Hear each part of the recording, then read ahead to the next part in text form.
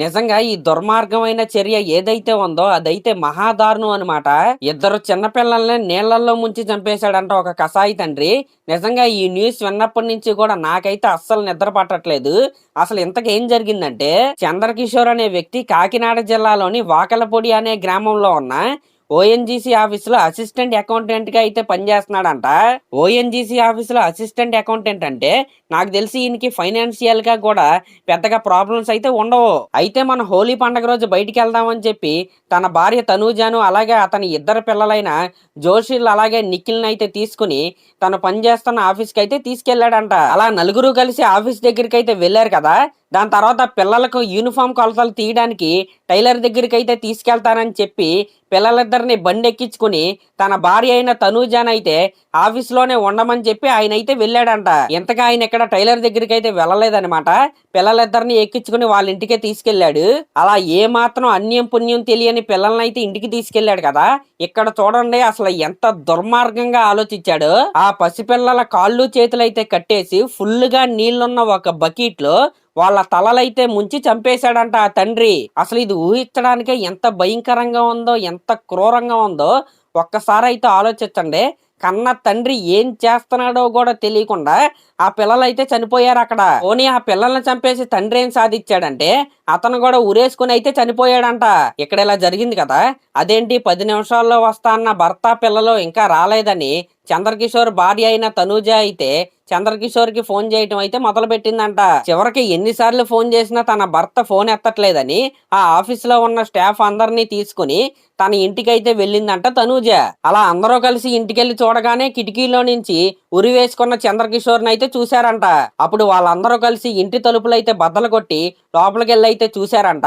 అలా లోపలికి వెళ్ళగానే ఇద్దరు పిల్లలు కూడా చేతులు కాళ్ళు కట్టేసి బకెట్ లో చనిపోయి అయితే ఉన్నారంట. ఆ ఇద్దరు పిల్లల్లో జోషిలేమో ఫస్ట్ క్లాసు, నిఖిల్ ఏమో యూకేజీ అనమాట. అయితే అక్కడ వాళ్ళకి చంద్రకిషోర్ రాసిన ఒక లెటర్ అయితే దొరికిందంట. ఆ లెటర్ లో ఏముందంటే, ప్రస్తుత పోటీ ప్రపంచంలో తన పిల్లలు పోటీ పడలేకపోతున్నారని అలాగే చదవలేకపోతున్నారని వాళ్ళకి భవిష్యత్తు లేదని అందుకే ఇద్దరు పిల్లల్ని చంపి తాను కూడా చనిపోతున్నానని లెటర్ అయితే రాసి చంద్రకిషోర్ అయితే చనిపోయాడంట. ఈ లెటర్ అయితే పోలీసులకి అయితే దొరికింది. అయితే చంద్రకిషోర్ కి ఒక అన్నయ్య అయితే ఉన్నాడు. ఆయన ఏం చెప్తున్నాడంటే తన తమ్ముడైన చంద్రకిషోర్ కి ఎటువంటి ఆర్థిక ఇబ్బందులు అయితే లేవని ఇంకా ఆస్తులు కూడా ఉన్నాయని తన తమ్ముడు ఆత్మహత్య చేసుకునే అంత పిరికివాడైతే కాదని ఖచ్చితంగా దీనిపై విచారణ అయితే జరపాలని చంద్రకిషోర్ అన్నయ్య అయితే కోరాడు. నాకైతే ఏమనిపించిందంటే ఆ లెటర్ లో చంద్రకిషోర్ రాసిన రీజన్ కి అలాగే ఆ సూసైడ్ కి అయితే ఎటువంటి సంబంధం అయితే లేదనిపించింది. ఎందుకంటే ఫస్ట్ క్లాస్ యూకేజీ చదివే పిల్లలు ప్రపంచంతో పోటీ పడాలని నాకు తెలిసి అయితే ఎవరో కోరుకోరు. ఒకవేళ ఆ లెటర్ లో రాసిన రీజనే నిజమైనప్పటికీ పిల్లల్ని చంపే హక్కు అయితే చంద్రకిషోర్ కి అయితే అస్సలు లేదు. అసలు ఆత్మహత్య చేసుకోవడమే పెద్ద నేరం అనమాట. అందులోను పిల్లల్ని చంపి అతను చనిపోవటం అనేది అసలు బుల్షిట్. అది అసలు ఏం సాధిస్తారండి దానివల్ల? అసలు సాధించేది అయితే 0.00% కూడా ఉండదు. అసలు ఆ పిల్లల పరిస్థితి అయితే ఒకసారి అయితే ఆలోచించండి. అసలు ఏం జరుగుతుంది, ఎందుకు జరుగుతుందో కూడా తెలియకుండా వాళ్ళైతే చనిపోయారు. ఇక్కడ ఆ పిల్లలు చేసిన పాపం ఏంటంటే ఆ తండ్రిని నమ్మటమే.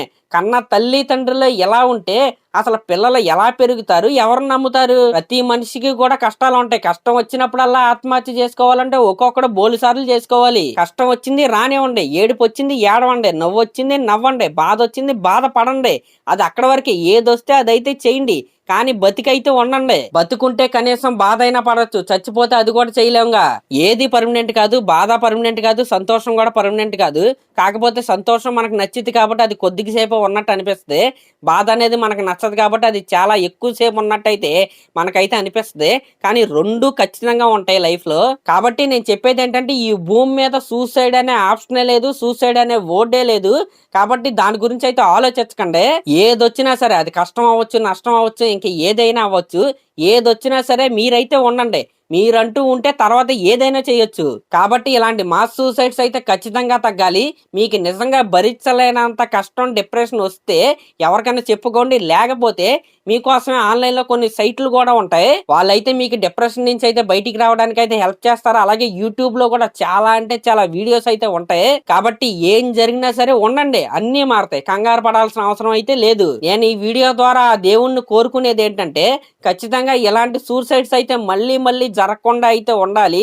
ఎంతో మంది చిన్నపిల్లలు వాళ్ళు ఎందుకు చనిపోతున్నారో కూడా తెలియకుండా అయితే చనిపోయిన వాళ్ళు చాలా మంది అయితే ఉన్నారు. కాబట్టి వాళ్ళందరినీ ఇకపై అయినా ఆ దేవుడైతే కాపాడాలని నేనైతే కోరుకుంటున్నా. సరే మరి క్లాస్ లో ఇంక ఏం వద్దు, సబ్స్క్రైబ్ కామెంట్ ఏం వద్దు. So okay, thank you.